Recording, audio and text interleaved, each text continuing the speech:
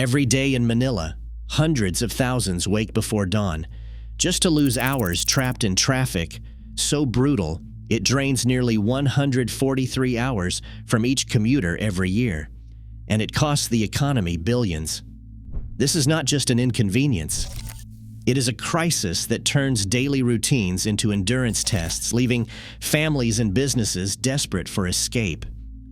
It is why a new answer, nearly 147 kilometers of modern railway across 36 stations, has become more than just a mega project. Can one railway finally break Manila's endless gridlock? Or is this city's traffic nightmare too big for even the boldest solution? For millions across Metro Manila, the day begins before sunrise, not out of choice, but out of necessity. A mother in Quezon City sets her alarm for 4 in the morning, hoping to beat the gridlock. A student in Bulacan squeezes onto a packed bus, standing for hours, eyes half shut, swaying with every stop and go. Jeepneys crawl along choked avenues, each vehicle carrying twice its intended load, the air thick with heat and frustration.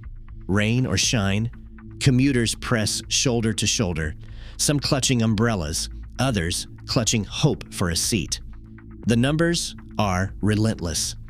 According to the 2025 TomTom Traffic Index, the average Manila commuter loses 143 hours every year to traffic, nearly 6 full days spent idling on the road.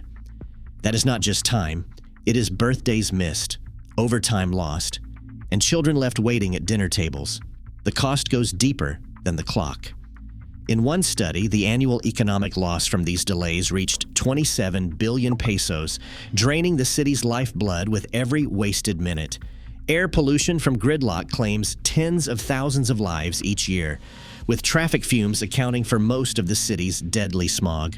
For many, the commute is an endurance test. Some nap sitting upright on buses, learning to balance through sudden stops. Others track the hours as they crawl from Cavite to Makati or from Caloocan to Ortigas, watching the city crawl past their window. The stress is constant, missed interviews, school exams, or hospital appointments, all because a journey of 10 kilometers can take over half an hour, if not more. And for the 94% of households without a private car, unreliable public transport is the only option. Every lost hour chips away at more than just patience. Fuel bills climb, tempers fray, and the city's economy strains under the weight of so many stalled engines. The gridlock is not just a nuisance, it is a tax on daily life paid by every worker, student, and family trying to move through a city that feels frozen in place. Stretching from Clark in Pampanga to Calamba in Laguna, a new backbone is rising above the city's tangled streets. The North-South Commuter Railway, known as NSCR, is designed as a single, unbroken rail spine, modern, elevated, and nearly 147 kilometers long. It will link the north and south edges of Greater Manila, cutting across Bulacan, the capital region, and deep into Laguna. Along the way, 36 stations are planned, each one a new gateway for workers, students, and families who now spend hours stuck in traffic every day. The route is not just a line on a map, it is a deliberate attempt to connect the places where people actually live and work, from the fast-growing suburbs around Clark through the dense heart of Manila to the industrial hubs near Calamba. The system is designed to thread through the busiest corridors, running parallel to the gridlocked highways that millions now rely on. Each station is set where demand is highest, near business districts, residential areas, and transport interchanges, so that stepping off a train means stepping closer to home, or work, or school. NSCR's tracks will be almost entirely elevated, soaring above the chaos that chokes the roads below. This is not just about speed, it is about reliability. By moving trains above intersections, stoplights, and bottlenecks, the project aims to offer a commute that is not at the mercy of rain, accidents, or rush hour surges. For the first time, a trip from Clark to Calamba could be measured in minutes, not hours. The vision is clear: a north-south artery that pulls people off buses, jeepneys, and private cars and gives them a way out of the gridlock. The scale is unprecedented for the Philippines: nearly 147 kilometers of new rail, 36 stations, and a route that cuts through the heart of the country's most crowded urban landscape. If the plan holds, NSCR will become the main route for daily life, reshaping how Metro Manila moves, works, and grows. Plans for a modern commuter rail have circled Manila's corridors for nearly half a century. In the 1970s, city leaders drafted blueprints for a north-south line, hoping to relieve the swelling chaos on the roads. Yet every decade brought a new round of studies, proposals, and promises, each one stalling in the slow churn of bureaucracy.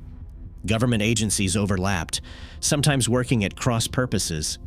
The Department of Transportation, Philippine National Railways, and local governments all held pieces of the puzzle, but rarely fit them together. Funding, too, came and went. International lenders like the Japan International Cooperation Agency, known as JICA, and the Asian Development Bank would approve loans only for projects to freeze when governments changed, priorities shifted, or paperwork lagged for years. One urban planner, Dr. Liza Santiago, recalls seeing the same project files resurface again and again, each time with new stamps and new signatures, but the same underlying delays. We'd see a plan get approved, then shelved, then revived with a different name, she says. Sometimes, by the time the next round started, the city had already grown past what the plan could handle. The North-South Commuter Railway, known as NSCR, is only the latest chapter in this long story of starts and stops. Earlier attempts, like the North Rail project in the 2000s, collapsed under legal disputes and allegations of mismanagement, leaving behind abandoned columns in Bulacan and a public weary of broken promises. Even after the current NSCR blueprint was finalized, progress crawled. Right-of-way issues blocked construction as land along the route was tangled with informal settlements, unclear titles, and local opposition. Each delay meant renegotiating contracts, reapplying for permits, and justifying costs to new cabinet officials. At one point, loan disbursements were paused for over a year while agencies sorted out overlapping responsibilities and environmental clearances. Behind the scenes, the challenge was never just about money or engineering.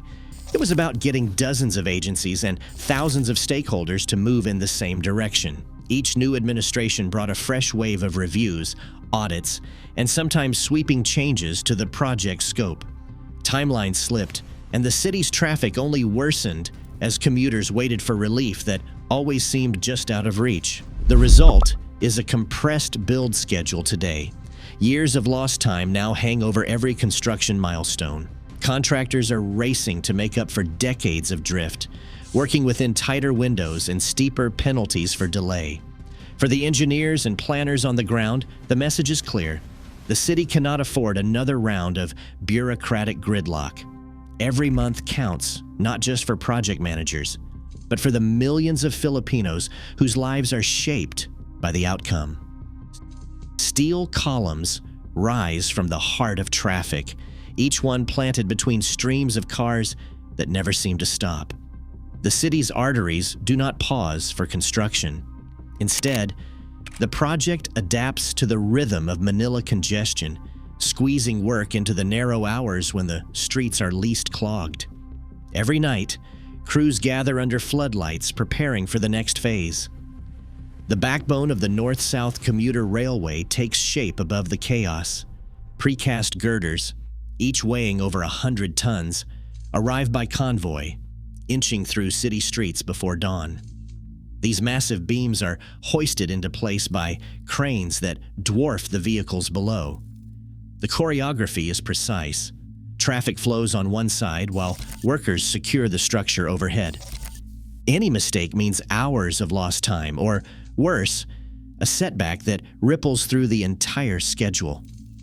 From the ground, it is a display of patience and coordination. Elevated viaducts must clear tangled power lines, thread between buildings, and avoid water mains buried decades ago. Each pier is poured and cured on a strict timeline, monitored for strength before the next segment can be added. Even a single rainstorm can force a delay because concrete needs dry conditions to set. The city's weather does not always cooperate, and neither do the logistics of moving oversized loads through narrow roads. At the center of this effort stands a lead project engineer. Years of experience in rail construction have not prepared her for the scale of Manila's demands. She describes the most difficult nights when a girder launch must finish before the morning rush, and every minute counts. You have to plan for everything, she says. If one truck is late, if a crane malfunctions, you're holding up thousands of commuters. There's no room for error. Station platforms rise in stages, each one a small construction site within the larger project. Crews pour concrete at night, then return before sunrise to check for cracks or imperfections. Above the platforms, the future rail bed is fitted with rebar and formwork, ready for the next wave of concrete. Every step is documented, inspected, and signed off before the next can begin. The city never sleeps, but neither do the teams racing to finish before traffic resumes. All of this must happen while keeping the city moving. Power systems, signaling cables, and communications lines are installed in sequence, each one dependent on the last. The depot yards where trains will one day be maintained are carved out of former industrial land, with tracks fanning out like spokes from a hub. Every subsystem must synchronize, or the entire railway stalls before it begins. The pressure is constant. At any moment, a missed delivery or a sudden downpour can cascade into days of delay. For the engineers, these are not just technical hurdles, they are reminders that the city is watching, waiting for relief from its daily gridlock. Each completed span is a promise kept, but the work is far from over. The race continues high above the honking horns and red brake lights as Manila's new railway climbs skyward, one girder at a time. Along the path of the new railway, entire neighborhoods wait in a state of uncertainty. For many families, the promise of faster commutes comes tangled with the fear of losing their homes. The Department of Transportation has pledged over 16,000 new housing units by the end of 2026, aiming to give displaced residents a place to rebuild. These sites stretch from Bulacan and Pampanga in the north to Laguna and Cavite in the south, each one meant to anchor families who must leave behind decades-old communities. Compensation is not limited to a roof and four walls.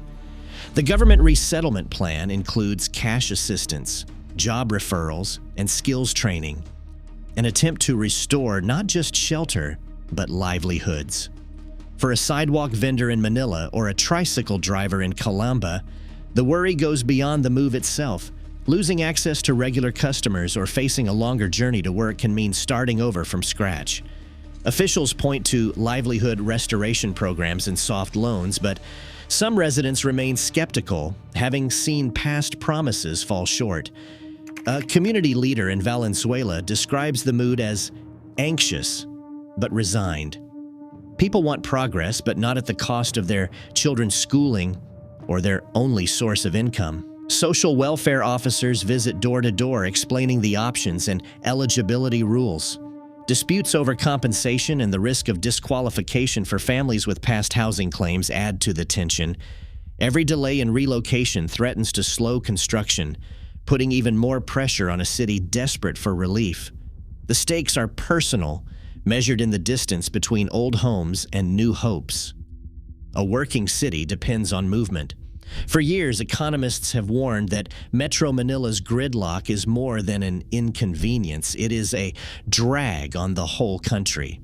The North-South Commuter Railway is designed to reverse that equation. When fully operational, the system is projected to carry up to 800,000 passengers every day, pulling hundreds of thousands off the roads and onto trains that run above the traffic.